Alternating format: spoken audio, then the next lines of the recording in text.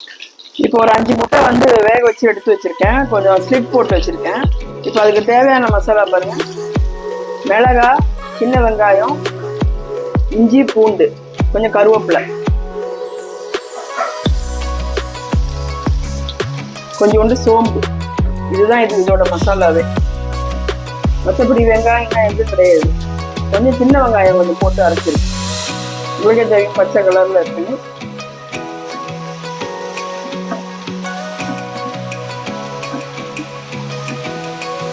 கொஞ்சம் மஞ்சத்தூள் போடுறேன்.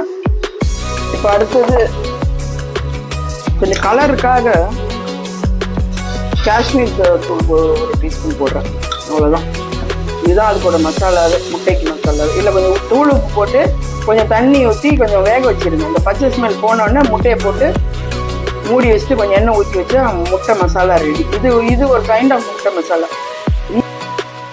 இப்போ பாருங்க, முட்டை வந்து நல்லா ட்ரை ஆயிடுச்சு, கிரேவியோட இருக்கு. நீங்க பிரியாணிக்கு இல்லை சாம்பார் சாதம் எதுக்கு வேணுமே போட்டு சாப்பிடலாம். இது இந்த மாதிரி ஒரு சிம்பிள் மெத்தட் தான்.